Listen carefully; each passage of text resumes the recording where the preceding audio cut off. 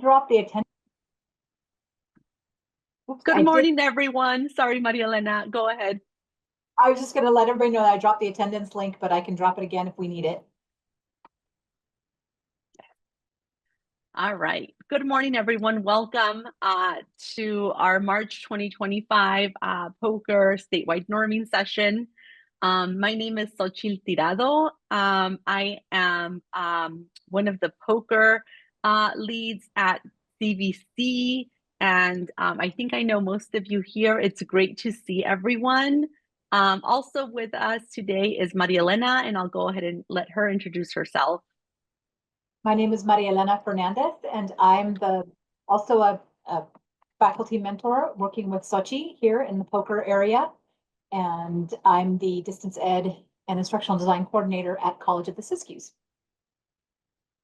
Well, thank you everybody for being here. We're really excited to talk to you guys about POCR and do a little bit of norming and then, give you some updates. So as Marilena mentioned, she did drop the link to the attendance sheet. So just go ahead and write your name next to your college. Yeah, she'll be dropping it in at the beginning of the meeting, throughout the meeting. So if you need it, just go ahead and let her know in the chat. I'm going to go ahead and share my screen.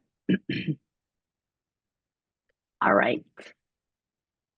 All right, so here we go. So this is, again, March norming session. I can't believe it's already March, and it's the middle of March. I'm sure we're all staying pretty busy. Okay, so let me go ahead and. All right, so today we're gonna, the norming topic for today is navigation. So we'll go through a few areas in the rubric to talk about navigation. We are going to give you an update of the rubric revision work that we're doing. And then we are going to ask for some feedback from you guys. So we're excited to talk about that. And then at the end, we'll finish off with just talking to POCR leads and seeing if there's any questions from the POCR leads. And then that'll take us to the end of the session. So what I try to do for these sessions is we try to have the first hour be norming, and then the second hour be information for POCR leads. So according to my agenda, we are going to go steep into the first hour a little bit on norming topics, but it depends on how much we talk. But that's kind of like the overview. And if you have any questions for us, feel free to unmute or drop them in the chat. While I'm talking, Maria Elena is manning the chat, and then we'll switch. All right, so let's see. Okay, oh yeah, the session is being recorded. So the session is being recorded, and the recording is shared on our POCR site, which I'll talk to you guys a little bit about. So in our POCR site, you can see older recordings, and you'll be able to see this recording. It does take us a little bit to put it up there because we do send it in for captioning. But as soon as it's ready, I'll go ahead and post it there. And if you need it, you can just shoot me an email and I'll send you that link. All right, so let me talk a little bit about our CVC at One site. So I presented this site before because it is a new site, but I want to focus really on our POCR site, which is what you guys need. So if you go to cvc.edu, this is probably the easiest way to get there, but it does take a few clicks. So this is the Exchange site. And over here on the top right-hand side, we have the educators click here. So you're going to click that, and it takes you to this site, which Marilena and I have had conversations about it. But then you have to do one more click to visit CVC at One. And then this is the CVC at One site. And up here, we have the POCR tab. So if you hover over the POCR tab, I mean, if you click on it, it'll take you to our POCR homepage. But when you hover over this tab, I just want to point out a few options. So most of this has been here for a little while. We did do some updates on some information because we were working on the transition. But what I want to point you guys to is the college poker dashboards first, because this is something that was just added to this particular site. So on this page, you'll be able to see your college as well as all the other colleges dashboards. So if you click on any one of these colleges, you'll be able to see any courses that have a QR badge. So it's a list of the courses with the QR badge. So if you are a poker lead or if you're a reviewer and you just want to see what your college is doing or what courses are listed there, this is where you go. So a few things on this, and I'll go ahead and use, I'll just use my college as an example. So when I go to my college in particular, I'll see the list of badges. Now, when you submit a badge, I just want to make this explain what the process is. So the poker lead will submit a course to be badged. As soon as you submit that document for the badging, the course will appear here, but the current status will not say aligned. It will say, I want to say it says in process, but I can't remember off the top of my head right now, but it won't say aligned. There is a manual process that I complete to change that to aligned. So I usually go in here, go into our site about once a week, and then I just look at all the courses that have been submitted and I change the status to aligned.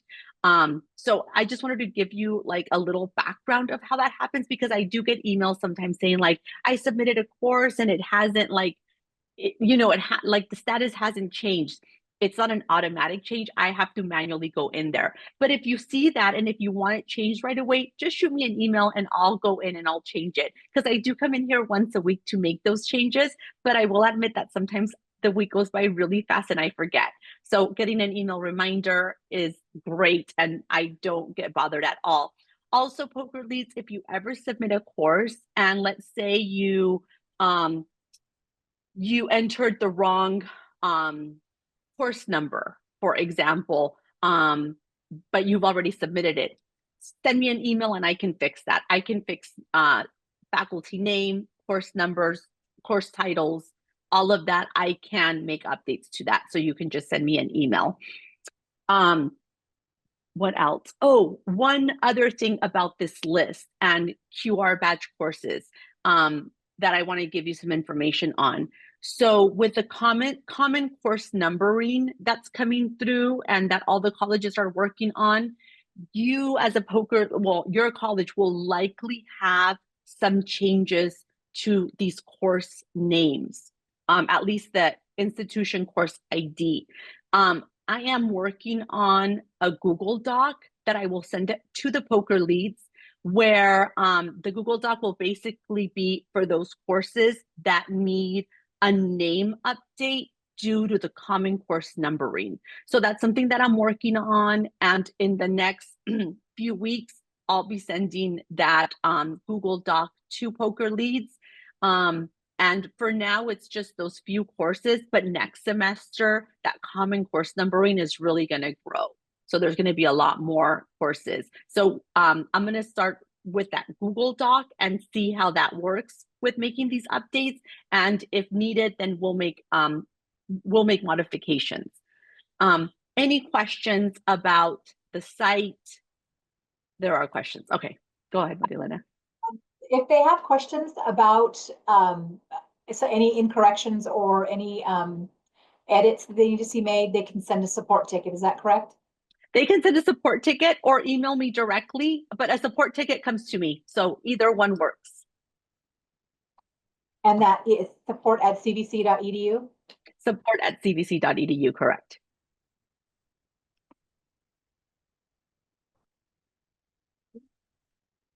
All right, any other questions?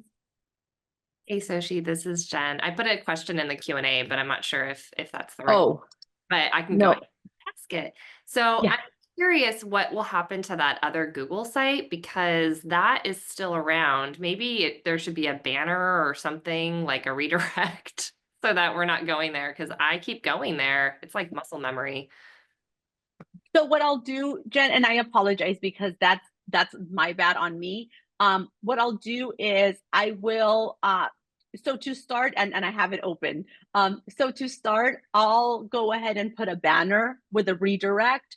But then eventually what I'll do, this one will go away. I'm gonna unpublish it and it'll go away, so you won't be able to reach it. But for now, I'll do a redirect directly to the new site, which is this one right here.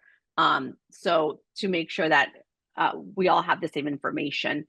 So, and oh, lastly, so Jennifer, okay, good. I have a thumbs up. So that seems to be a good solution for now. I also want to point out that here we have a tab called statewide POCR norming sessions. So these are the recordings. So these are live links and it'll take you the recordings for this academic year. And then here we have past recordings on our YouTube channel. Something that I don't have here is like information about the next norming. I mean, I have the date for the next norming session, but I don't have like the link to register. I'll have to ask and see if we can add that link. And the reason I'll have to ask is because when I have to make a change to this page, it has to go through someone else. So it's not like I can go in and edit and add. So that's why I'm not sure if I'm able to add registration links for each one of our norming sessions. But here are the dates. And in case you're a POCR lead and are not receiving those emails, because I know that's another challenge, which I'm going to talk to my team about. You can, if you come in here and see the dates and you never got that registration email, or you can't find it, again, either a ticket or an email directly to me and I will forward you that information. But I am going to talk to the CVC team and ask them like, okay, what's going on with our email list with POCR leads? Like, why are we having, hits and misses still? So I'll try to get to the bottom of that. But that information for POCR norming sessions is here. Okay. All right. Any other questions or can I move on? We're good? Oh, One question is, will there be a different place to submit the local POCR courses for badging? And I was. So actually so to submit a course for badging, the POCR leads should have the direct link to the form. We are not publishing that form anywhere on our site. And it's because I want to make sure that only the POCR leads have that link, since they're the ones that should be submitting the courses. If you're a POCR lead and you don't have that link, and this is for POCR certified colleges only. If you're a POCR certified college and you're a POCR lead and don't have the link to the form, again, send me an email or support ticket and I will send you that link. And then I'll say like, hey, make sure to bookmark this form so that you can use it, as you get badge courses. And one more question. There's an old dashboard site using Smartsheet that needs to be disabled. And I don't know, that was from Julie. Julie, can you drop the link to that, please? Sure, and that's where I usually access that course submission form as well. So I'm going to need to get a new link if that dashboard is no longer being maintained. Okay. Yeah, that's how I find it as well. Is it this dashboard that you're talking about? Can I suggest maybe just resending the link to all the leads? maybe that was so we're all on the same page. Yes, that's a great idea. I'll definitely do that. Yeah. So this one will be disabled. So what I'll do is, this is the old site. I'll put a banner saying like here's our new site, link to that. And then I'll send all the POCR, well, it has to be certified colleges. So every POCR lead that is a POCR certified college, I'll send you the link. That way you have it and I'll like make a note like, hey, this is what this is, please bookmark it. But in the future, if you ever lose that or have any POCR questions, just a ticket that gets routed to me. So I'll get your message. Okay. All right. Marilena, am I good to move on? Yes. Okay. Awesome. All right. Sorry, I didn't think that would take that long, but we're good. I'm glad that those questions were answered and that hopefully things make a little bit more sense. And I do apologize. I know like we've been in a transition period and I feel like I've been here at CVC for a while, but there's always something that we're learning and still kind of transitioning to. So thank you for your patience. All right, so we're going to go ahead and dive into the norming topic today, which is navigation. And I am going to actually hand it over to Maria Elena. Okay, A4. We're going to start with navigation here. And just in general, most reviewers and most of us are aware that this is specifically looking at the content flow and how a course is organized relative to the user. So we're looking for ease of navigation, we're looking for ease of access, and a clear, sort of a clear starting point. It should be really obvious to us where we start. So one of the places where we know we pretty much always look for A4 is whatever selected homepage option the instructor has chosen. So there's no, unless your district has a specific policy that says they have to use a homepage, an instructor could choose a different homepage option.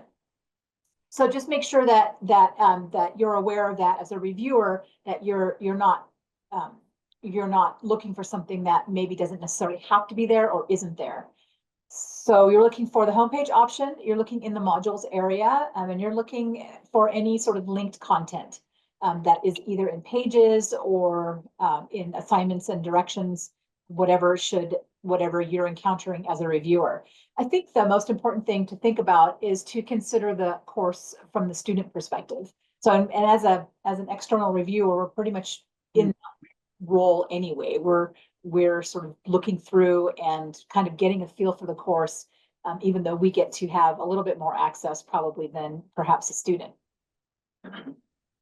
So we want to make sure that when we first enter that course that we're hit with, or that we're very obviously looking at a clear starting point. And that could be, it could be that there's a very, huge banner saying, welcome, and arrows pointing, start here. I mean, whatever it happens to be, whatever the instructor chosen. So clear starting point, regardless of the homepage option. If they are using a homepage, you're going to look for some sort of start here, text, link, button, something that says, here's how I want you to start. Because the homepage really is that index page. It's a hub that from there they are going to go out. The student's going to go out and find things. We're also going to be looking for, as reviewers, streamlined course navigation menu. This is something that a lot of instructors, it's sort of it's not necessarily front and center in their design consciousness. So they're looking at their course, but then they forget that the course navigation menu on the left has everything available, from rubrics to outcomes to files to pages, and it's very, very busy there. So if that is the nature of that course, then that's fine. But if it's not, then it would be probably a good suggestion to that instructor to maybe clean that course navigation up to keep the students focused and directed on the path that you as the instructor see that you want them to go. If that course navigation menu on the left is something that you will be consistently directing your students to, or is something that they're going to look at, or it's something that's going to live within the mobile application. So we're looking for the streamlined course navigation menu. We're also looking for consistent module naming conventions. So if your district has a policy that says we don't call them modules, we call them units, or we call them whatever we call them. So if that's the case, then ensure that that is happening. Also, it's helpful to have, if there is no policy and the instructor can name it whatever they want, then it's helpful also to be consistent in the naming of those modules. Either call it a module or call it a unit. That's helpful. So consistent naming module conventions. And one element of flow and navigation is the idea that when you link a student out to a page, a Canvas page, or to something that says, hey, look at this document, there should be some sort of return navigation element that allows them to get back to the original content. I mean, some instructors say, well, why can't they just use the back button? And, you know, they might be able to do that, but it doesn't hurt to have that return navigation element there as well. So when you're going to a Canvas page, link back, especially if it's an orphan page or a page that isn't living within a module already. So, and just make sure that the students know that once they get there, they're not sort of left there. They're brought back, or they can return back easily to the original content. Okay, any questions here, Sochi, on this one? Yeah, so we just got one question from Lindsay. She says, for return navigation, I have seen some courses that say syllabus or course home, and others that say back to syllabus, not link to syllabus. Is the back to link a no-go? Are you referring to the type of descriptive link, or the language of the descriptive link? Is that Lindsay, is that what you're referring to? Yes, I am. So I know you don't want to put link to or something like that, but back to home or back to syllabus, I'm asking if that's reasonable. I would say return to syllabus. You could say back to syllabus. It's the screen reader will read link back to syllabus or link return to syllabus, whatever the descriptive portion of that. But yeah, you would not want to put link because it's redundant. Thank you. I've seen that a couple of times. Great. All right. Go to the next one. All right. Okay, so I think this one's mine. A5 chunking, right? Okay, so part of navigation is also, I mean, navigation, you know, under the navigation umbrella is unit chunking. So with unit chunking, aligned is content is meaningfully segmented into distinct units or modules to aid learning. So this is where we look at, typically we look at that modules page, right? So we look at the modules page and we look and see how that modules page is organized. You know, are there different modules? But even within the module, is there clear, distinct, a clear distinction as to the flow of that module? So this is where we also look for like module titles, you know. Some instructors like to title things like assignments and then have all their assignments under it, or readings and have the readings under that title. And so unit chunking is interesting because I don't know, to me, like it seems apparent, it seems easy. It's like, okay, yeah, that's how you like, you know, organize your course. Like it makes sense, you know, make sure that it's following a certain sequence so that the students, you know, as they go from page to page, it makes sense and they can hit that next button and go to the next page. And that's what modules is intended, right? That so that they can next through it. But I do get questions from POCR leads, from reviewers, even from instructors in my college asking me like, well, do I need to use modules? Like I have an instructor that does not like to use modules. And they've just created like their own page with, you know, sort of the navigation. One of the big things to consider and to understand is that what modules does allow us to do is not only organize the content and easily move it around for us, but also that next and previous button. That's really important because I have seen courses where they're like, well, I don't use modules, like take a look at what I use. And sure, definitely it's organized and, you know, they have that order, but the student can't get back and forth if you're not using modules because that next button is gone and the previous button is gone. So that's something really important to consider. Also, when thinking of unit chunking, I did talk about titles, and Marilena mentioned this also, but think of naming conventions. So making sure that those names are consistent within the modules, like whether you call them unit or modules, like it shouldn't be back and forth, or weeks. Like it shouldn't start like week 1, week 2, and then all of a sudden module 3, module 4, and then unit 5, unit 6. Like it should be really consistent.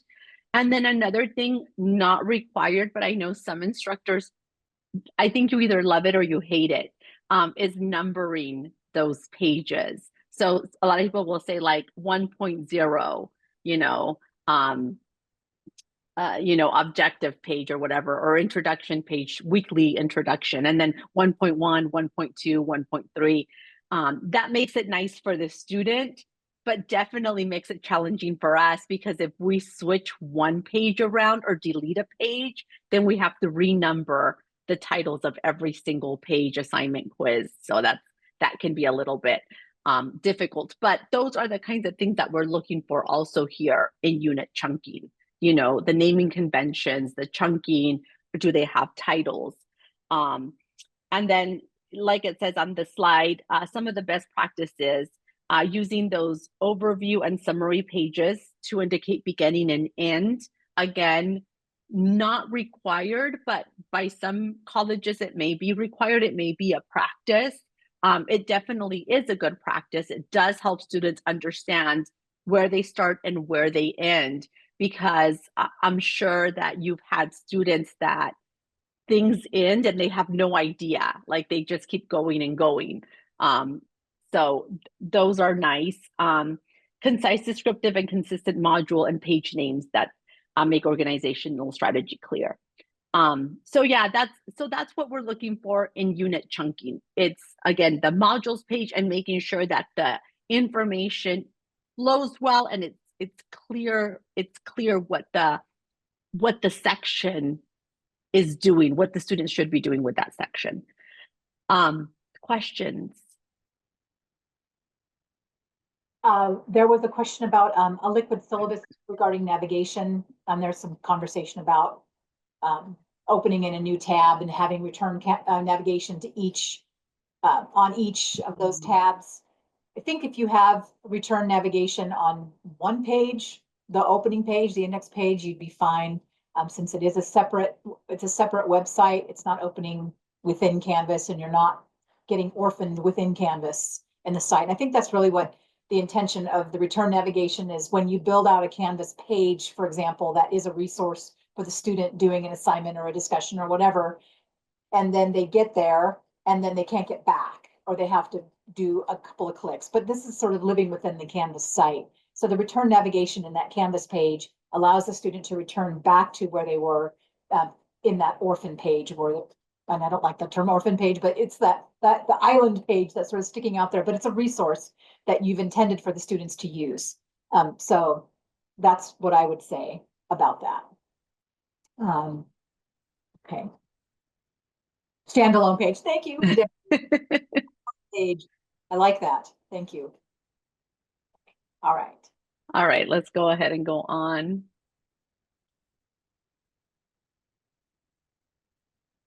And I think that's yours, Marielena. Oh, that's interesting. So there's a conversation about putting navigation instructions in the headers, and so those headers, the headers, the module headers become really huge. And I have seen that, and I've suggested to the instructor that they pull that out and put it into the overview, or put it into sort of the general instructions for the module use, because it's confusing and it's all caps. So I don't like the way that looks visually. So I don't encourage that, and I ask them to pull it out. But other people might have different feelings about that. Okay, so we are on A6. Yes.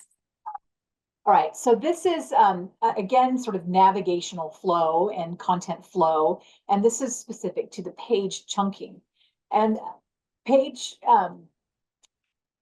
there's a lot of times when, as faculty, we've had the discussion, actually, even in this group from I can remember, where is it better to have short pages or long pages that you scroll through? And it's gone back and forth throughout the years. And some people say now it's better to have shorter pages because that's chunking, and some people say, and then it was, no, students prefer longer scrolling, they prefer that. So I think because it reduces the size of the module too if you have these big long pages, but really it depends on how a page is organized and structured, because we ultimately want to keep in mind that cognitive load theory, that if there's too much on a page, it just becomes overwhelming no matter how it's organized.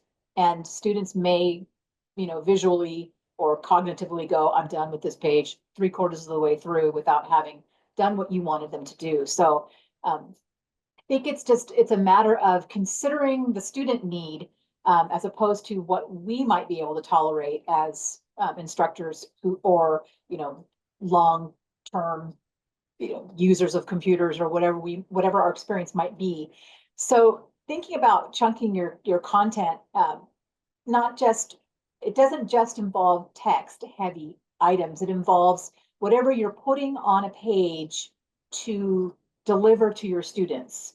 So thinking about that and considering what do I want them to learn, and how can I chunk it in the best way possible. So pages, we're looking for our pages, obviously. That's where our learning content lives. It lives in our pages. So we're looking there to make sure that things are happening the way they should. We're looking at our discussions, because I've seen discussions that are miles long, that maybe could have been structured differently. Assignments, quizzes, and look at least 3 or 4 modules, because you're kind of trying to get a sense that what they're doing in the first half, they're also doing in the second half, or they're also doing throughout the course, that you're not just looking at an anomaly, just one thing that they did really well or one thing that they did really not well. And so you want to kind of ensure that you're looking in various places. So think about those logical segments. And if it's a text heavy page or an article that you transferred from, let's say, a website that wasn't accessible, and you took the article and you placed it into a Canvas page and you've made it accessible. Well, if it's just text, you might have to think about adapting that page to have headers and subheaders to break up that text so students can find the information they need a little easier. And you can always link to the original web document if you should link to the original document, because that's where the original came from. Sorry. So think about how you're taking the content, how you're presenting it. If it's text heavy, think about breaking that up into your segmented information chunks that the student can then find. So you're looking for that appropriate heading and subheading structure, short paragraphs, even in your own content. If you're producing content, think about how you're speaking and you're chunking information. Where are your pauses? Where are your logical content breaks? You might consider putting items in lists and call out boxes, as long as they're accessible. Images, as long as they're accessible, whatever's appropriate to help make the content easier to read and identify. So that includes, when you have text content and followed by a video, perhaps, you may want to separate that text content and that video with a subheading that says a video resource. That way the student, it's visually chunked, it's chunked for screen reader access. They can get to that section easier. I just want to review that video, so I'm going to look for it on that page. So it's just, think about the page chunking, not just text. I think a lot of instructors say, well, there's not a lot of text on this page. It's true, but you have a lot of different elements that are sort of put together on this page. Maybe think about how you would structure that, how you would organize that, to be a little more, to manage the flow a little better, and to allow your students to access the content in a different way should they need to. So that's the page chunking elements and flow. We don't often think about, well, maybe we do. I think all of us think about this, but we forget sometimes that chunking is an aspect of flow, right?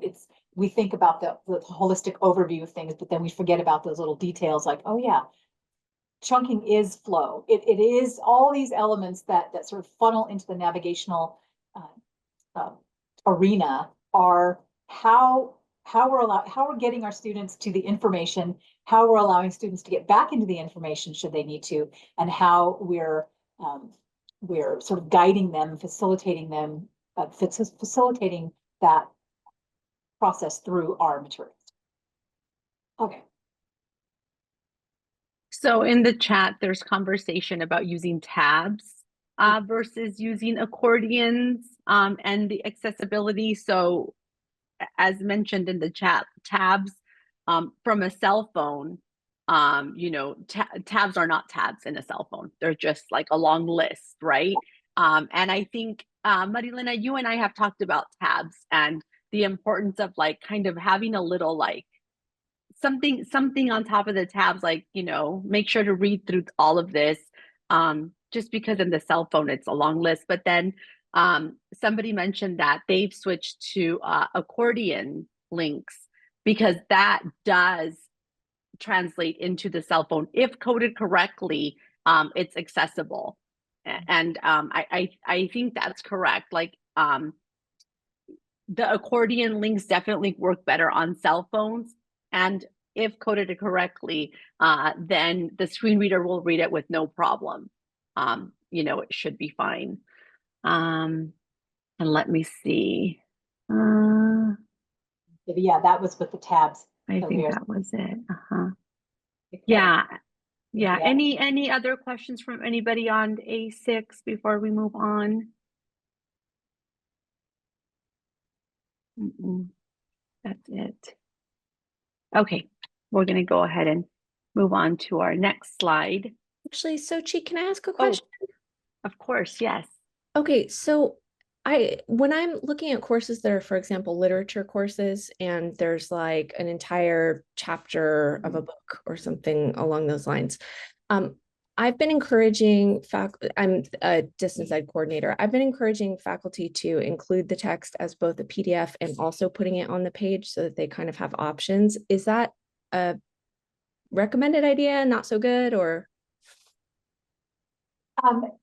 Yes, the answer is yes. So if it's a PDF, PDFs are problematic on multiple levels, and if it's not accessible as a PDF, the best thing to do is to put it into a Canvas page. But you just mentioned an entire chapter, so I'm not sure what that looks like or what that means. And so if that means 45 Canvas pages that you then, you know, that the student has to sort of next through, that might be that might necessitate a different approach. So I'm thinking that if it's a PDF version of a chapter, the PDF should be remediated. That's the bottom line. Or put into a Canvas page if it's just an excerpt. So Adele, did that answer kind of the question? I don't know how long this PDF is, or if it's, you know, if it's 100 pages, that's a little bit problematic. But if it's, you know, a 1-page excerpt from a chapter, that could easily be translated into a Canvas page or two with appropriate headings and subheadings. So none of what I'm discussing is best practice, but you know, you deal with what people are coming to you with. And so often my faculty will come to me with like a chapter that they've scanned from a book, and it's maybe, I know, but it's like 20 pages, something along those lines. And so they've got it in the form of a PDF, and I can show them how to pull all that text into an accessible form and put it into the page and create an accessible form of the PDF. But it still is a huge, long document, but it's also like a literature course or a race and ethnicity course or something along those lines. And it's like, I can't tell them to take this and break it up into tiny short paragraphs. It wouldn't make sense contextually. And so I just wondering what best practices would be in that instance. Cheryl, you have your hand raised. Did you have a comment specific to this? Oh, I'm being so eloquent today by raising my hand. Hello, everyone. I was just wondering, though, because of the situation, it's a chapter from a textbook. So how are we supposed to read a chapter from a textbook? So it would be in a book or in a PDF formatted in paragraphs, right? So it seems to me the PDF can be very simple text in paragraphs. So if I forget who just brought that up, Adele. Adele, there you are. If it was an image that was scanned as a PDF, then that might be more difficult, right, to remediate. But if you can get the text out, then I believe it would be best visually and for the screen reader to just get plain old text and make sure that it looks and is readable in plain text in paragraph form, because the Canvas page I don't think would be as optimal in this part. You know what I mean? I agree, Cheryl. It really depends on the length of the excerpt and what is the purpose of this. Right. Looking at both actually what it is and then what's the purpose. Right. And so yeah, Because for the person who is blind, it's not going to matter either way how it's read, Canvas page or PDF. But for the person who's sighted, I would rather look at a PDF in whatever format, even if I printed it out, right? It would look more like a book. So that's just my 2 cents. No, thanks, Cheryl. We appreciate your 2 cents. So And I might get change back too. You never know.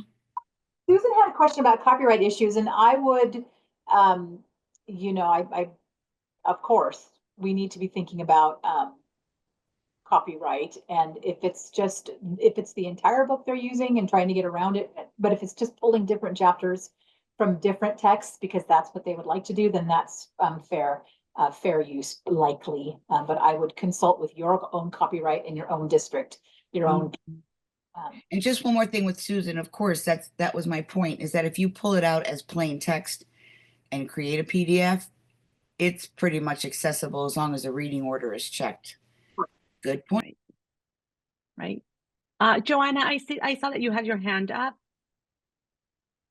Yeah, I just didn't want to take too much time, so I put it down. But real quick, Adele, I am in that situation, you know, like I'll have students reading short stories. Maybe some of them are not so short, right?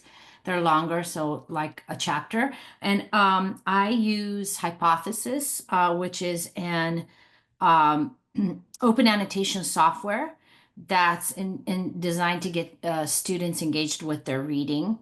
And so that's what I've done. I've basically created a Canvas page and housed these longer readings, you know, in the page, but connected to Hypothesis, with also a note that says if they need any accommodation in the use of the tool to please contact me right away, just in case there's any problems. But I was told that that is an accessible way of doing it. I'm not sure if anyone else has any other ideas about that.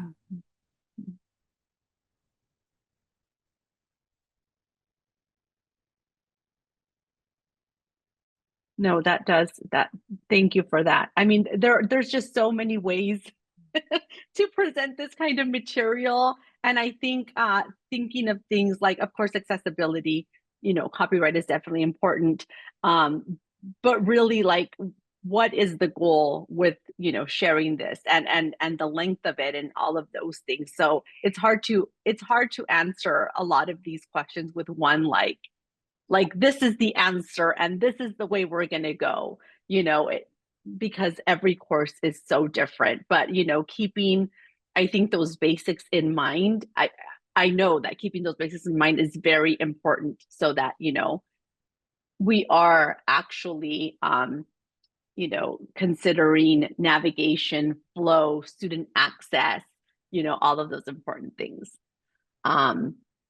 Okay, I'm going to go ahead and have Marilena continue to the next slide, and then we'll talk more about navigation. Okay, so the next has to do with, and this is some of the other issues. Well, we mentioned tabs earlier, so I won't really talk about that one, but just be thoughtful as if you're a reviewer, if they are using tabs and you have some advice for them, how are they going to render in the mobile environment? First of all, that's the first thing you should think about. And then the potential advice would be to make sure that you let students know that tabs will render differently in the mobile environment or whatever digital platform they happen to be using. If you don't have the resource support to help your instructors with that coding and the tabs and the accordions, because a lot of us do not have instructional designers or accessibility coding specialists at our, beck and call at our district. The next best thing is to then let your students know that this is going to happen, and then see how that works. But if you have tab concerns, you would make note of that in the A6 area. Like, this is something that I noticed, and you should maybe make sure that you let your students know, etc. So we'll just briefly move back to the OER and navigation. Because we are being asked to push all of our content, or a lot of, can't talk, but the majority of our content to be OER or ZTC, or low cost text. We just need to make sure that we're thinking about navigation and flow with OER. So I have seen a multitude of approaches. I've seen instructors link out the chapters in a Canvas page. I've seen them as module links, actual links within the page. I've seen them embedded into the Canvas page, which creates its own navigational nightmare, because now you've got double nexting. So you have the OER, you might have the page, but then you've got the built-in OER navigation with the next Canvas page on the bottom. And so you end up with this double navigation. So I think that, the standard or a good practice is to think about the OER content that you're using, and first of all, review it and evaluate it for the accessibility concerns within that OER first. And then if there are accessibility concerns within the OER, then think about, well, I only really wanted this content, this little paragraph anyway, and then this graph or whatever. And then you pull that into a Canvas page, and then you could have an attribution page at the bottom. This page was adapted from. So, and then link out to the other page if you want. But I am a proponent of curating my OER content specific to what I want my students to learn from that OER textbook that I'm looking at, or that content. I'm pulling it into the Canvas page and then making it accessible, attributing it at the bottom, saying this page is adapted from the actual original. I also, I think it's a good idea to link to the whole text so that they can go to the website specifically. If that's something they would like to do, they could then download it as a PDF in that website. So there's multiple ways for them to access this, but in reality, what you're trying to accomplish is, what do I really want them to know? What is it that I want them to get from this chapter or from this text? I only want this. So I'm pulling this out, and it's maybe I want 3 or 4 of those items. And so I'm going to pull those into my content. And so I think then becoming the curator of OER will alleviate some of that navigational flow issue that happens when you try to embed OER into the Canvas module or into a Canvas page if you're linking it out. Iframes are super problematic, as we all know. Okay. So Jennifer noted, let's see, Jennifer noted that the CCC document converter is going away. So that free one, which is Census Access, is what it is. If you haven't had a chance to think about the Census Access for your institution, it might be something that you might have. Our campus has Census Access inside Canvas.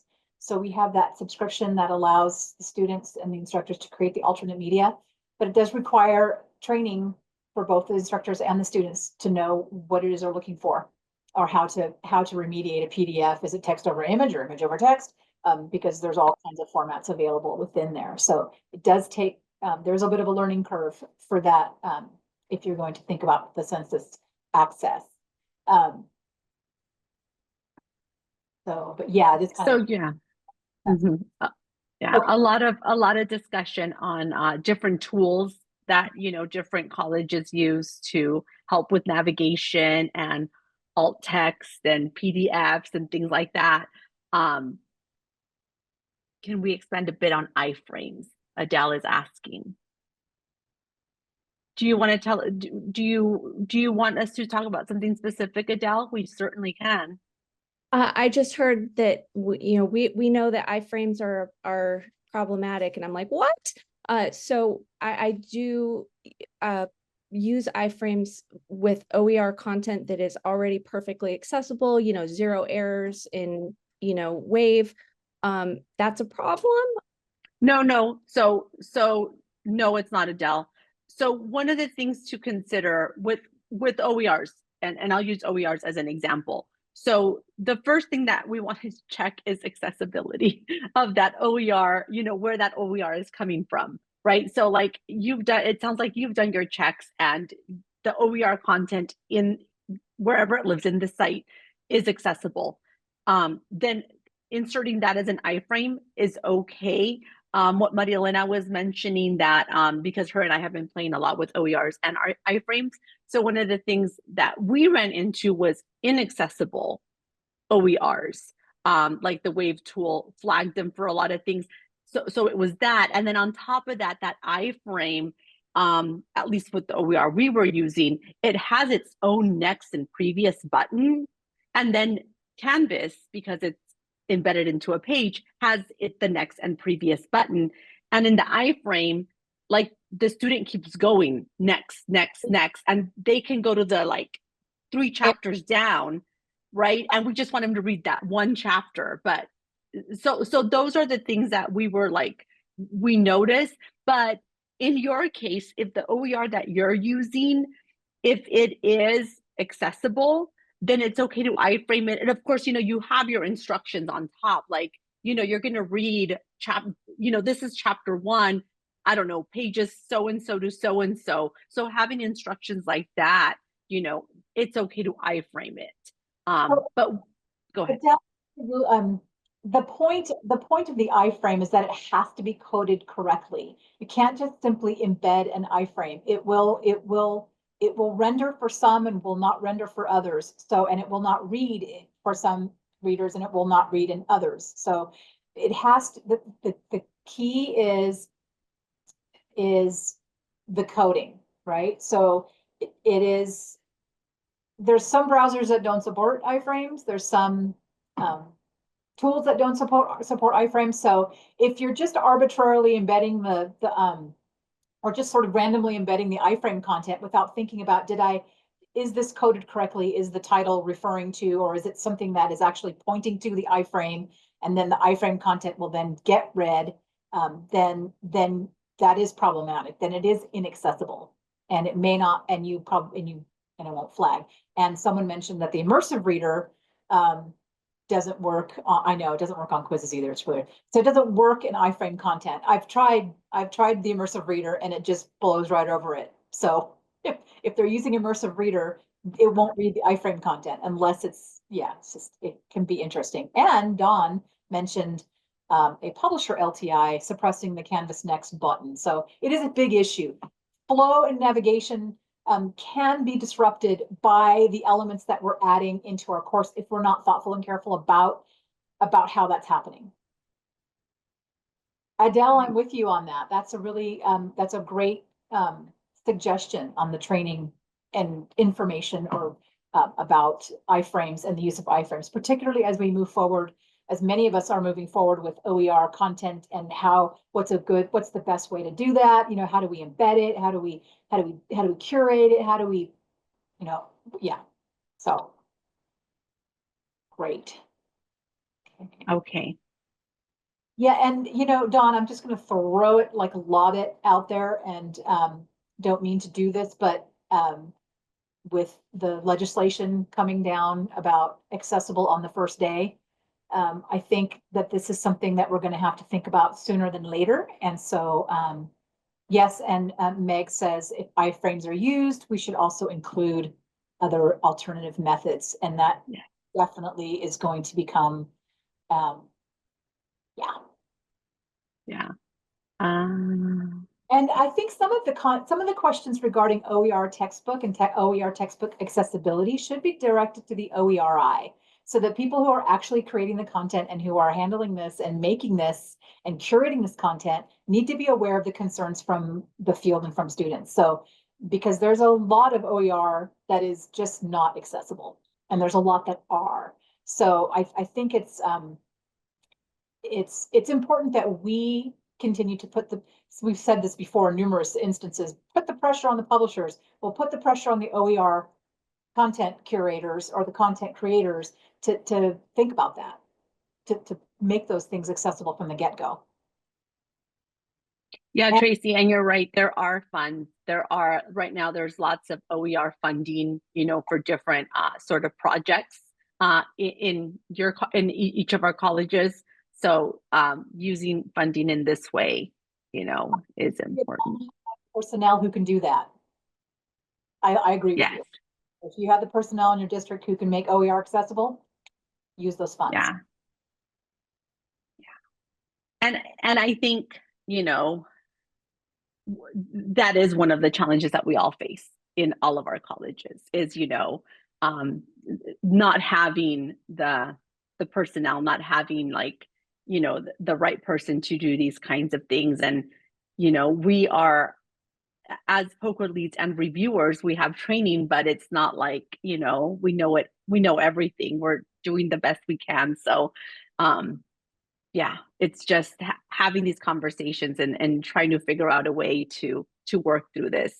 But yeah, further training would be great. So Marilyn and I will see what we can do about that. And but I think Marilena's right, like reaching out to the OERI and kind of putting pressure on them and being like, hey, like we're noticing that these things are happening. And the more we learn, the more we explore, the more we find out, which is a blessing and a curse all in itself. Right. Okay. So I was gonna put you guys in groups to break out and talk about this, but I'm looking at the time and I want to be mindful of everyone's time because I know some of you will have to leave in a few minutes. Other things to do. I totally get it. So I'm just I'll put the discussion question and we can just discuss as a huge group of 110 people that are here in this call right now. So this is very related to what we're talking about right now, which is OER. But this is the scenario, the discussion question we wanted to give you guys. So we're all reviewers in here. So we're reviewing a course. You encounter embedded OER, either embedded in Canvas page or as a module link. As a reviewer, what information would you need to mark A4 aligned? And then what advice would you give the instructor to ensure smooth navigation and uninterrupted flow for students? So it's a pretty broad question. So what we wanted you guys to consider is this information that's embedded, and it's embedded either in a Canvas page or as a module link. So let's talk a little bit about that first. Like, if we do have OER, with the conversation that we just had, whether, iframe or copied and pasted into that Canvas page, what are we looking for if it's embedded in the Canvas page? Let's start with that piece. And you guys can unmute or, drop in the chat. I just have to say, Adele sort of was thinking, she was in her head because she put out exactly what she did, which is embedded the iframe in a Canvas page. And so there's a lot of conversation about that right now. So I thought that was very interesting. Yeah, so the way these are being integrated, the pros and cons. Okay, Julie. Module links are not aligned. Okay, so and we also at our campus do not encourage module links, like the actual linky icon in the module. And as this is great. If you have, I love that you're putting it in the chat because we can always save the chat. But if you want to speak it, please feel free to speak. Yes. Yes, too.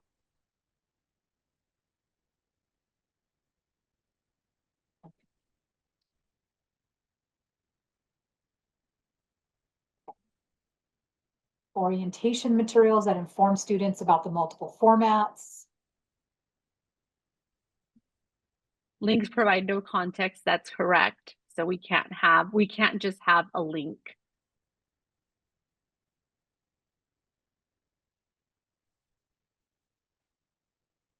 Yes, directions, definitely important to act when we link them out to somewhere. Kate, go ahead. Hi, I was just gonna say, if there's a link, out to a PDF or out to some type of reading material, and it's embedded in that link is on a Canvas page, I always think you have to make that link stand out in some way. So with a call out box,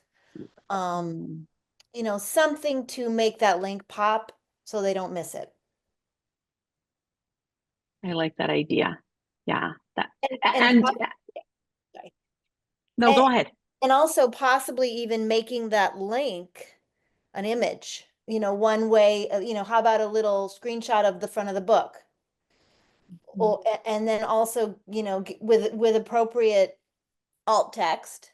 And also another option, when I do that, and it's really just for page chunking, to give that image, because it's easy to miss words on a Canvas page.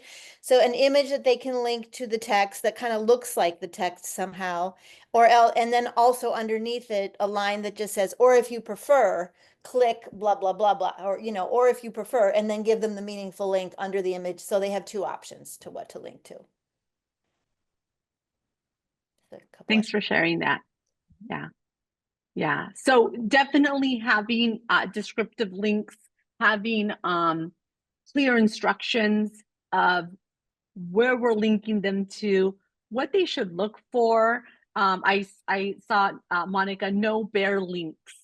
Yes, no bare links. And as reviewers, I think we see that more often than we'd like.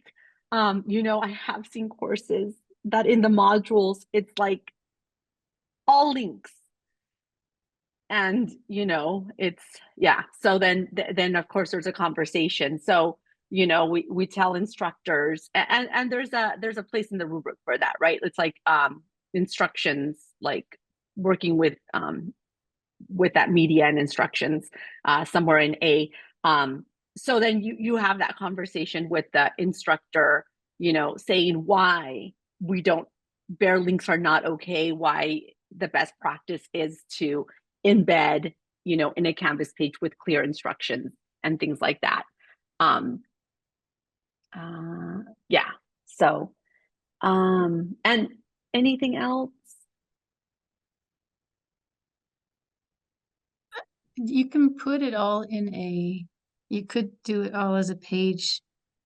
I mean, I already put it in there, but and do the table of contents as hyperlinks to the chapters within the page, and then you can use the redirect tool and have it on the side.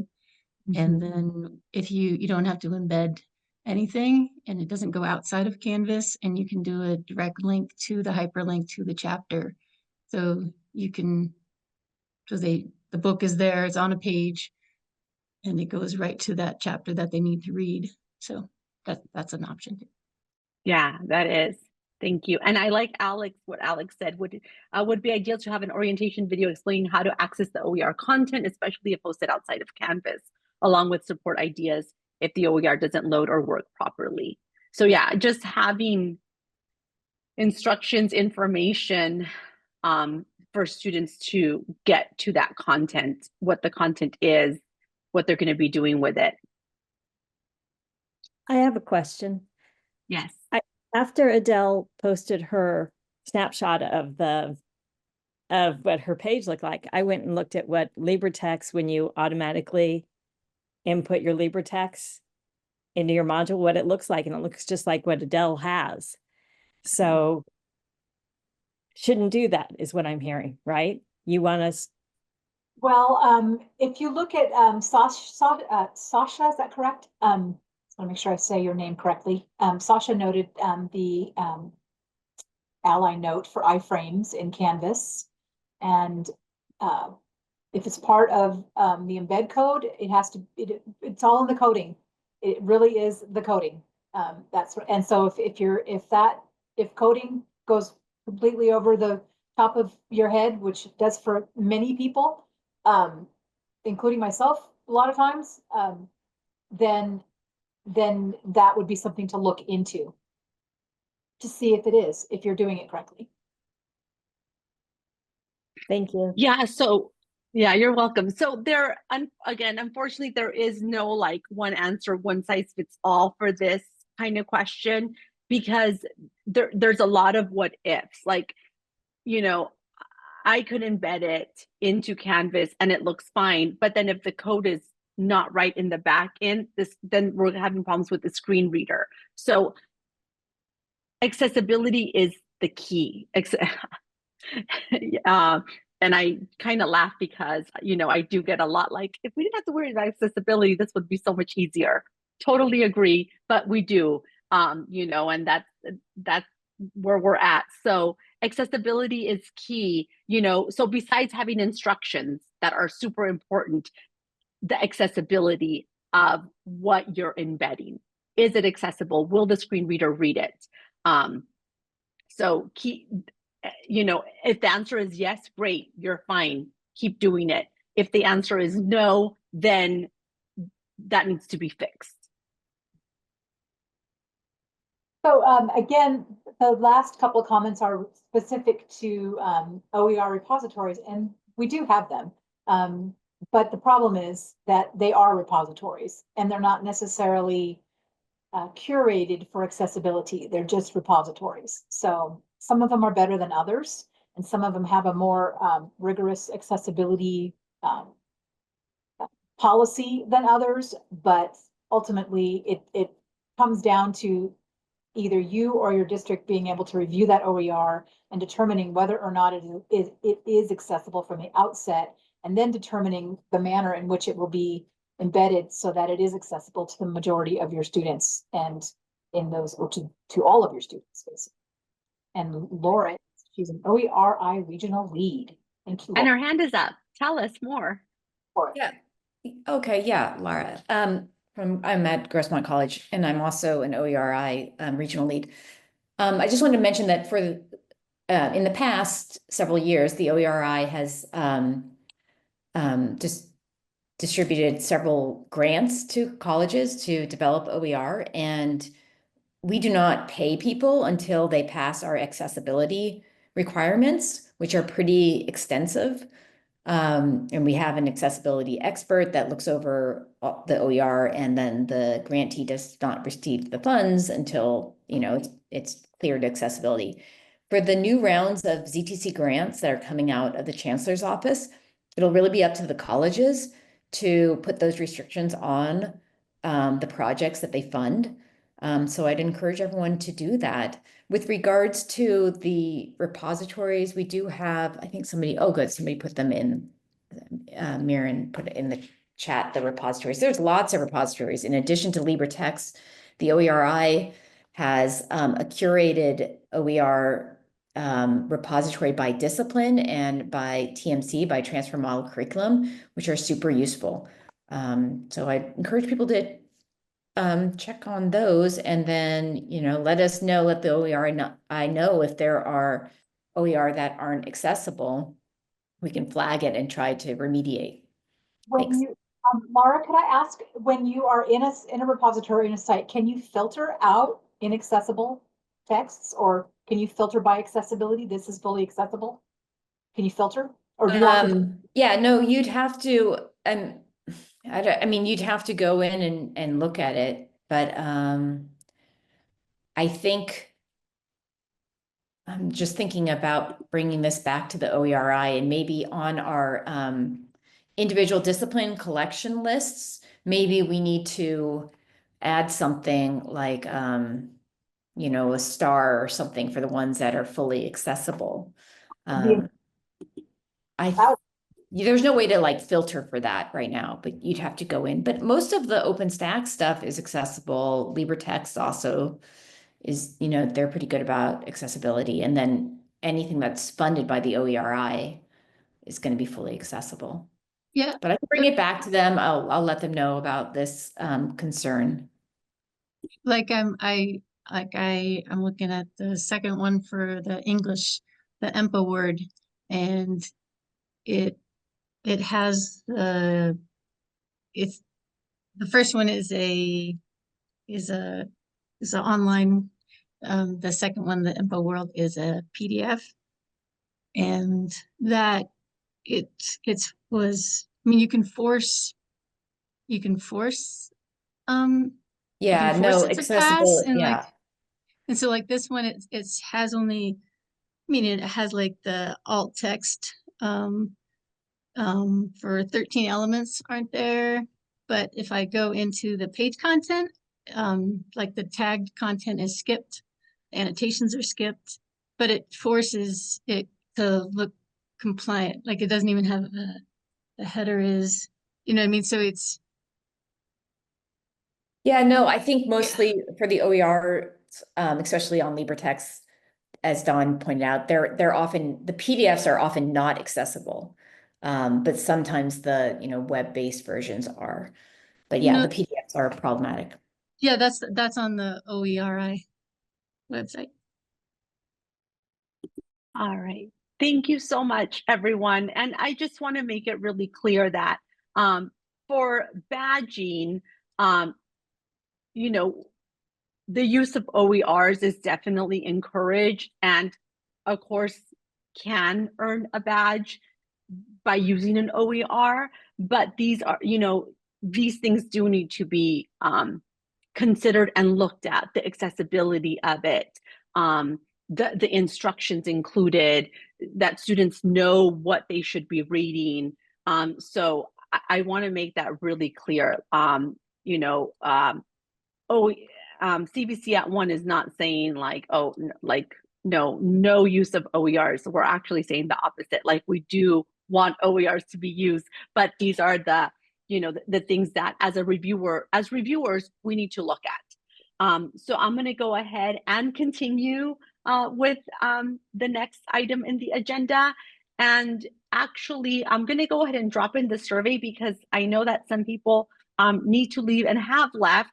But if you're sticking around, hold off on filling out that survey. And that is the link, yeah. But if you do have to leave, if you can take just a few moments to fill out that survey for us, because we do want your feedback on today's session.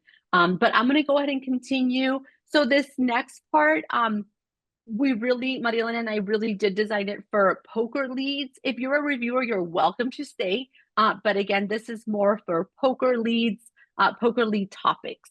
So let me go ahead and do a few things here. Share my screen once more. Okay, so what we want to talk about right now is give you a rubric revision update, because we are diligently working on revising the rubric. We do have a work group that is made up of a whole lot of different people, but there are POCR leads in that work group. We have a few admin VPs that has actually been really helpful. We have a VP for student services, and he's brought up some really good questions and really good points. So we have a really good work group. Marilyn and I are really excited and really happy with the work that we've done so far. So what we've been tasked with is updating the rubric, and specifically in these areas. So AI, RSI, privacy, security, equity. So those are the ones that we've been tasked with, those 4 areas. So far, we've met 5 times with the work group, and we've already kind of tackled the first 4 sections.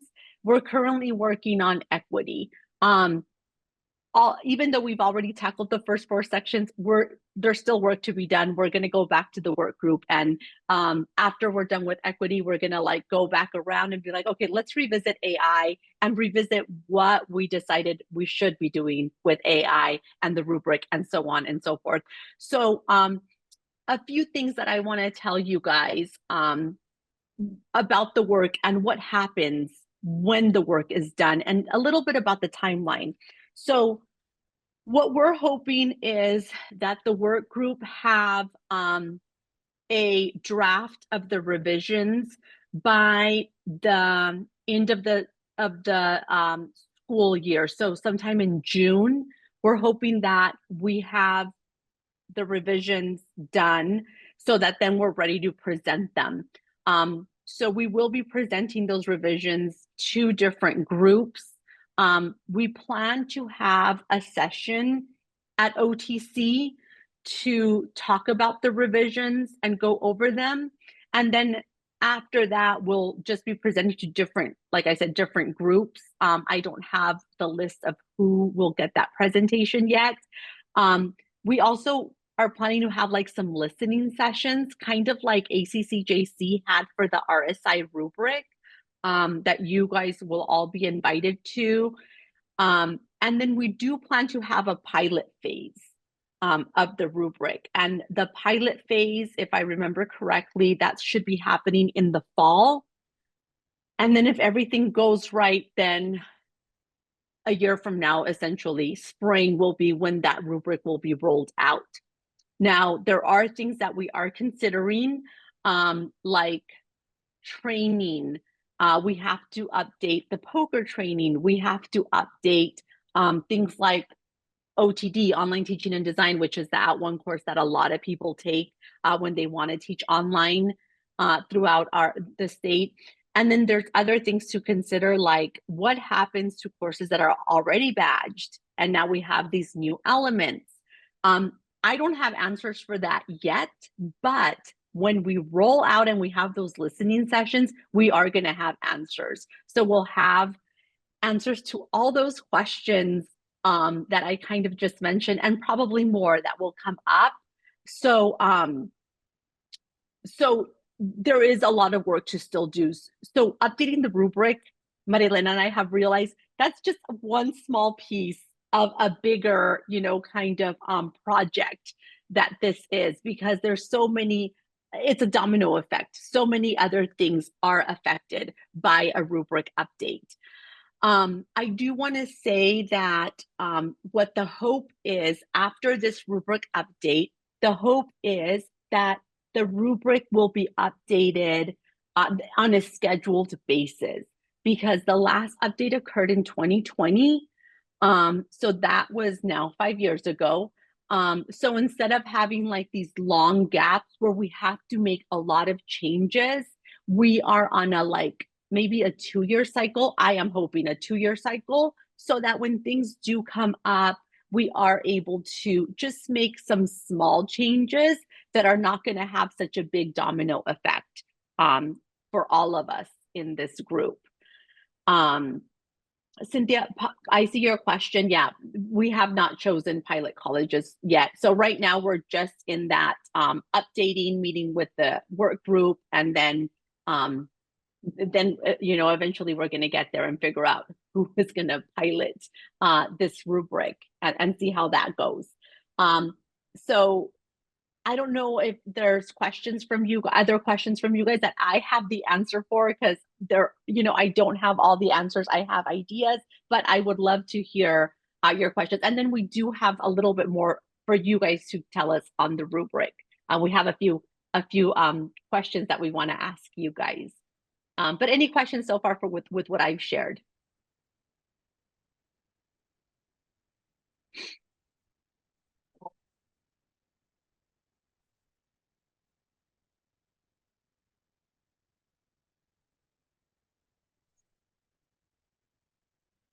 I guess. So Marvin, oh, go ahead. I'm so go sorry. ahead, I have a Adriana. quick No. question. So is the update to the rubric, or like these elements, will then just be embedded into the current like a lot of these topics could easily be embedded within the sections that already exist. Is that an approach that you all are taking? Yeah, great question. So that is an approach that we're taking. Actually, the work group is very invested on not making the rubric longer. If anything, we want to try to condense some pieces that we've talked about. So we're definitely embedding most of these. I will say that there have been like a few creations of new elements, But I think at the end it's going to work out, and I don't think we're going to have more elements so far the way the work group is going. But the work group is not like, oh yeah, let's just add a new section. We talked about that. Like when I presented AI, like I was like, okay, we can go this route, which is embedding, or we can go the route of creating new section. And it's always been, no, let's embed. So definitely embedding in all of these. It's embedding. Let's see. Anything else, Maria Elena, in the chat? Yeah. Getting there excited. So Deco, la la la. Yes, Deco is represented on the work group. Yes. And there's a question. Okay. I see Marvin's question about AI tools. Is there a policy or guide in place for the evaluation of use of AI tools on Canvas courses? So the way that we're handling AI, it's been a little while since I've looked at it. If I remember correctly, it's more of a it's going to be more of a do you have an AI like statement? Like, in other words, like in this course, how is AI being used? Can the student use AI? Are you using AI? Maria Elena, go ahead. So being very conscious that local districts ultimately will develop their own policy on this. So it's not sort of our job to say what you can or cannot do. It's going to be very specifically tied to your local district policy. And so that's important then that your district develops local AI policy so that it can get sort of passed down, or that could be clearly connected to your own specific. That's very district specific. I just don't want to say, I want to say that. That's district specific. Right. We're looking at language that will make sure that you're connecting to your own district policy, but beyond that, I don't think it's a good idea for us to get in there.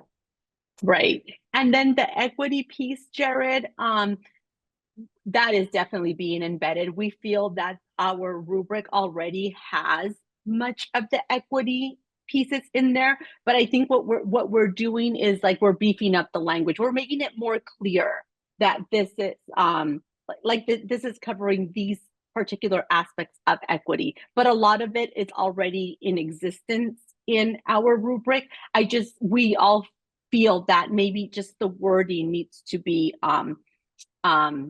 more, I don't know, directed at equity, I would say.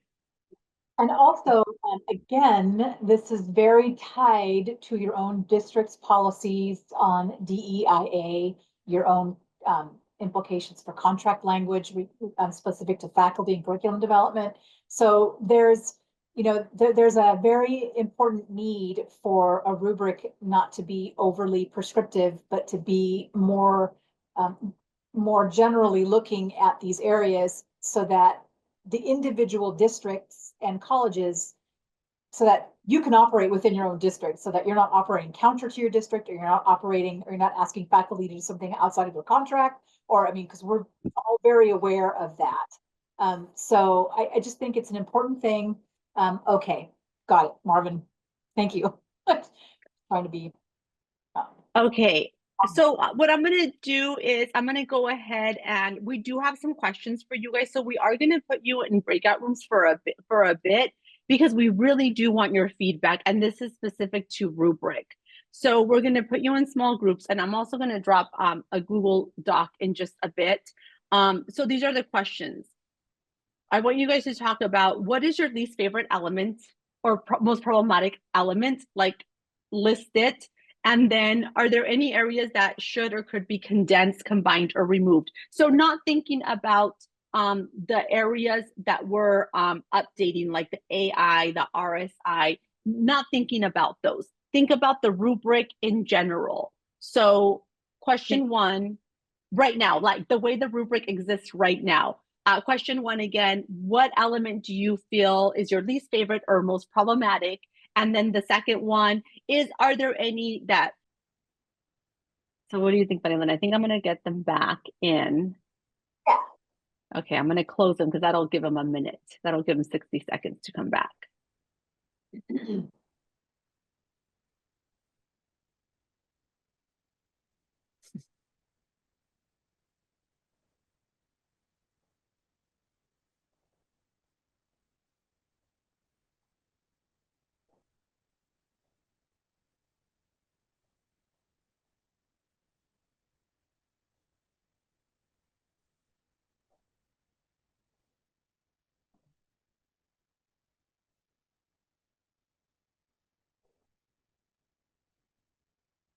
Welcome back, you guys. They have 20 more seconds to all come in.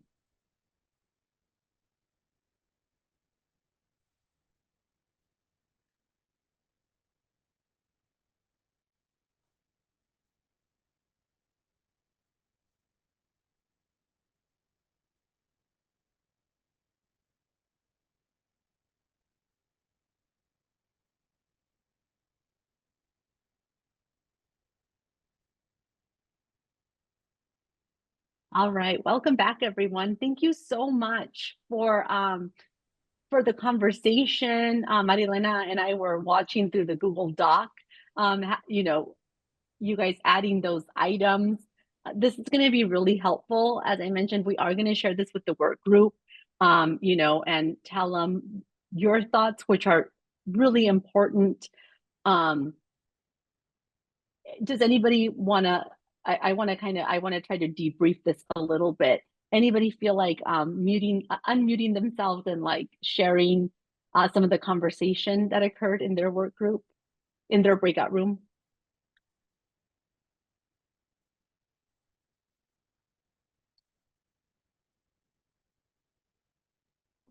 Hi, I can speak if that's okay. Please. Yeah. Yes. So we actually ended up having sort of some related interesting discussions, and I think this just sort of relates to, in general, potentially concerns about how this whole process is going to go. We were discussing the fact that, you know, with the change in the website and everything, we feel like there's a lot of resources that are no longer available on the website for support, and also just having the difficulty of navigating to the new website. So thinking about all of these changes that are going to be happening, is there a plan to rebuild those resources? And what is that going to look like? Because I think some of us are thinking more, you know, we would like to see some of these updates, but we're feeling like we need more support for what we're doing now with all the resources. So how is that all going to work? That is definitely a fair point. So, so a few things. The website is it's thinner, like it doesn't have all of those resources. A lot of them the team felt were, you know, needed to be redone, were outdated. As you guys probably know, since the funding changed for CVC at one, the structure of the team also changed. You know, we had some great instructional designers on the team that were working full time. Maria Elena and I, we are the POCR support, and we're both at part-time. We have our full-time, you know, DE coordinator jobs at our colleges. So Maria Elena and I really, we're the ones that are keeping POCR up, and we're doing the best that we can, but definitely haven't gotten to recreating any of those resources. And to be honest, oh, thanks, Cheryl, for that question. Yeah, if you guys can answer Cheryl's question in the chat, I'd love to know also what specific resources you guys that we really need. But hopefully the rebuilding of those resources will occur. Right now, we don't have any plans just because we're so busy with rubric revision. And then we have another big project going on, plus getting the colleges that still need to be POCR certified, working with those. So we're really outstretched. But as far as I want to talk about the resources that we're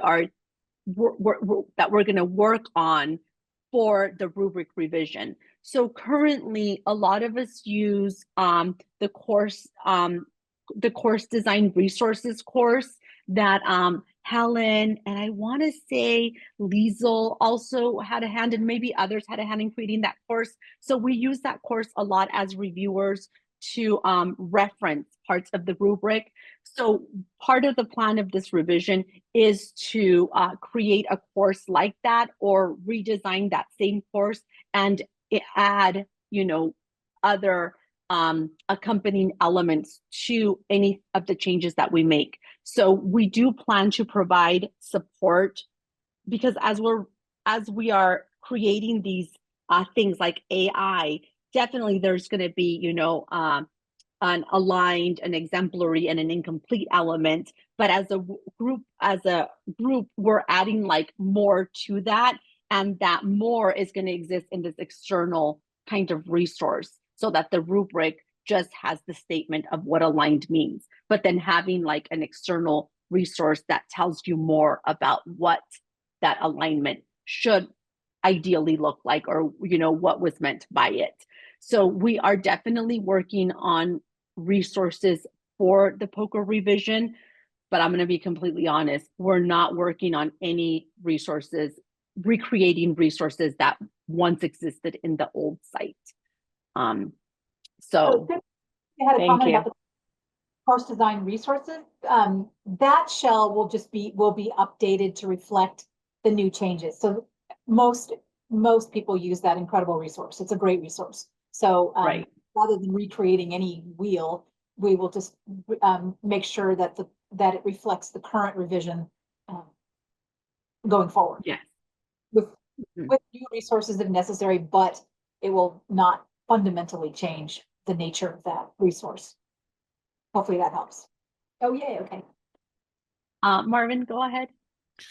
Yes, one of the least problematic elements was section D, the accessibility, D1 through D7, which includes the headings all the way to the images and the videos. And according to our team, Adriana, Jeanette, Julie, and we suggested that possibly embedding and combining some of section D elements that a faculty can easily remediate in section A. For two reasons, because you have to use the tools of the pulp tech, the ally, you do it, the wave to find the accessibility issues and then be able to correct them. For example, if you have to use captioning, we at LACCD use the UJA in order to correct them, whether they're from YouTube or Canvas Studio. And fortunately, we have a great team on online multimedia specialists that helps us out in doing so, where other colleges may have an instructional designer where they have the advantage to help faculty out in section D. Thank you. Thanks, Marvin. Thanks for sharing that. And yeah, we've had very brief conversations on section D and integrating it into like the other parts of the rubric. And I feel like we've had this conversation before in this work and in this group and others as well. So the work group is not there yet, but we will get to talking about section D and trying to figure out a better solution, because we hear it all the time, even through trainings that we offer our faculty. Like, we teach them everything about course design, and then we get to section D, so then they have to go back to the beginning and fix all of the things. And I've gotten faculty, very frustrated faculty with me, saying like, if you would have just told me that I had to do all this stuff, like I would have done it from the beginning. And I get it. I totally get it. We've all lived through that. I feel, none of us came into online teaching with this very clear view of accessibility. Like, none of us did. We learned it through the process. So anyway, that is a conversation that we will have. We haven't had it in full yet, but there have been whispers about it when we meet as a group. So that's definitely something that we're going to look at. And, this sheet that you guys have filled out, that's going to, go to the work group, and we're going to really figure out what we can do. All right. Anything else?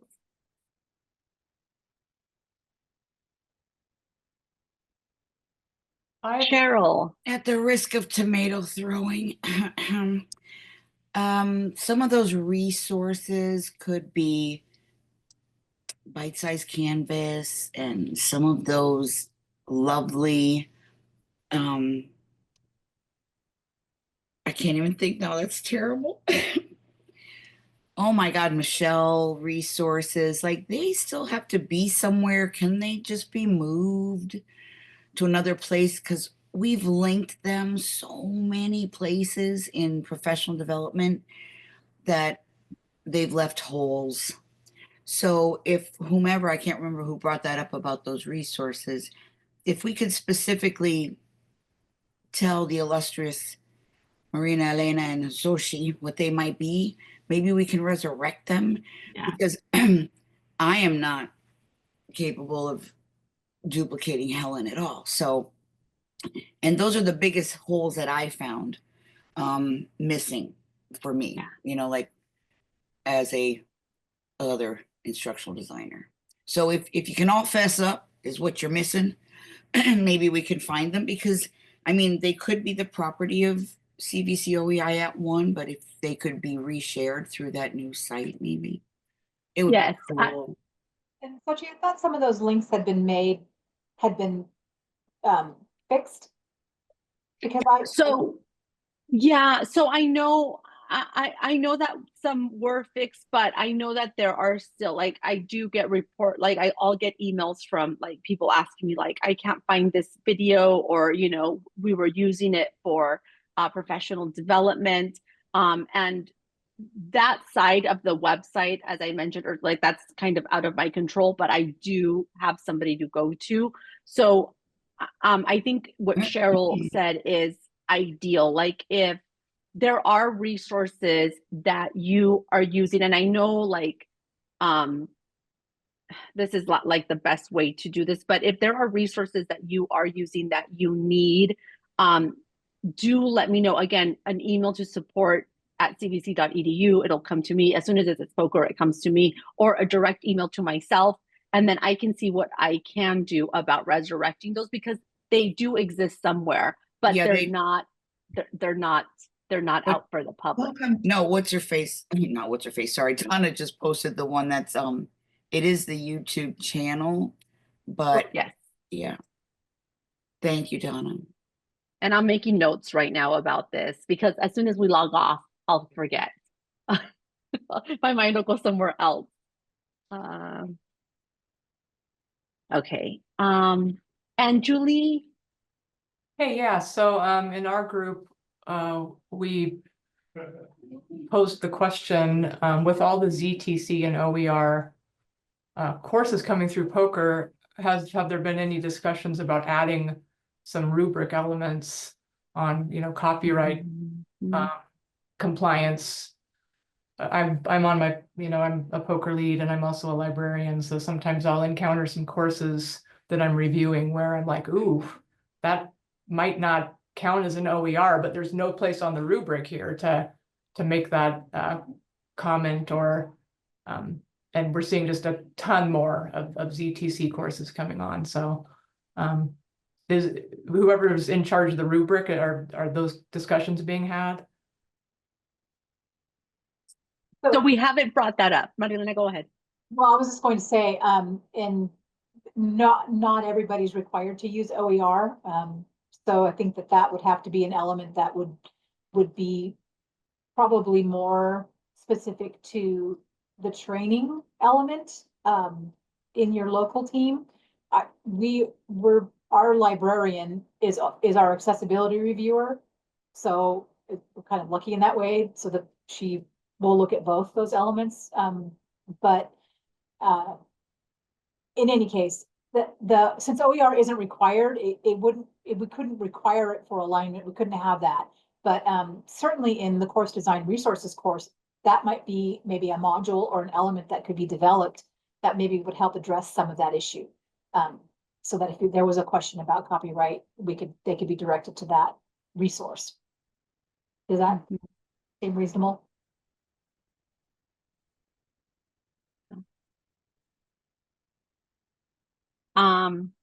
So Kelsey is very lucky that they have a separate OER review. They've added something to the rubric. That was very smart, Kelsey. And then I do want to address Jennifer's question, which is a little bit off topic, but still important, especially for POCR leads. So a QR badge, when you fill out that form and you're saying this course is badge and this is the instructor, the badge should only show up for the instructor and for that course, not for all of my English freshman composition courses at my college, just for me as that English instructor that got the course badge. If you encounter something like this on the exchange, please submit a ticket to support@cvc.edu because there's something wrong in the back end. It happens. And then the correct person on our team, which is not me, they will look into it and they will fix it. And I did get a ticket like this, Jennifer. I don't know if it was your ticket or I created a ticket, because sometimes I get emails and then I create the ticket. But if Jennifer, if this hasn't been addressed, please either a ticket to support@cvc, that would be best because it would be routed to the right person. And then they can look into that, because it does happen. You know, things happen on the back end, and sometimes badges don't show up. Sometimes too many badges show up, but just let us know whenever you see anything like this. And okay. All right, so I am going to go ahead and continue. Thank you so much for sharing your thoughts, your ideas. I will definitely be looking to having you guys get access to those bite-sized Canvas videos. I think that should be easy enough, but if there's any other resource that you encounter that you can no longer access and you need it, please let me know and I will see what I can do about getting you access to that resource. And okay, let me thank you, Maria Elena, for dropping that in the chat. I just saw that. I appreciate it. Okay, just a few more things, just reminders at this point. So another huge project that Maria Elena and I are working on is Plug and Play Poker. Maybe I'll plan for the next norming session to talk more about this, but very, very, very briefly, we have some instructors from our system creating courses that are going to be easily adoptable. So I'll talk more about that next time, and how those courses will be adopted, what the plan for that is. So those are the two huge projects that Marilyn and I are working on: the rubric and Plug and Play Poker, and then everything else poker related. Again, the recording is going to be on our site for this session, and the past sessions are there as well. For poker course registration, for poker course training, those links are only sent to poker leads. So I do get a lot of emails from leads, but also from just faculty saying like, hey, I want to be poker trained. I always refer them back to the poker lead. So I do have a list with all the leads and the emails. So if I get a ticket from an instructor and I see that they're not a lead, I tell them like, hey, contact your poker lead. They have the information about the next training. If you're a lead and you don't have that information, let me know. The reason I do it that way is because I want you to decide who gets that training. That training is not on our @ONE site. It's not on our, like, the only way you can get it is through that direct link that I have and that you as a lead should have. Because like, I'm a poker lead. I have enough reviewers in my college. I don't need more reviewers. So if somebody from my college wants to be a reviewer, I just say like, you know what, right now, we're not looking for new reviewers. I don't want to be the one to give your people that link and then for you to all of a sudden get a reviewer that you weren't expecting to have. I don't know what your process is. So that's the way that's handled. So that's the registration. And then Maria Elena dropped the survey. Please fill it out for us. We really appreciate your feedback. And then the next norming session is May the 28th from 10 to 12 always. That email will go out to poker leads a month before. So it goes out a month before. If you don't receive the email, please, again, email me or a ticket.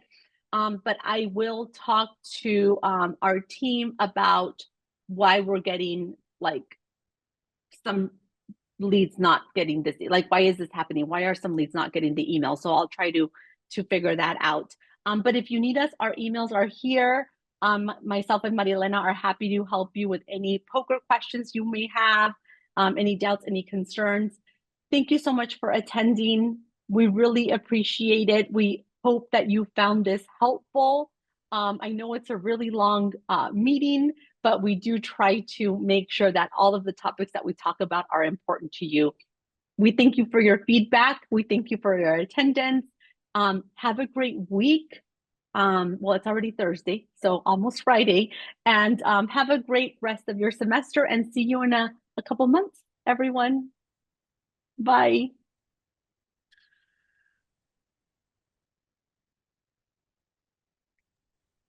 So do you need me to stay on, or are we?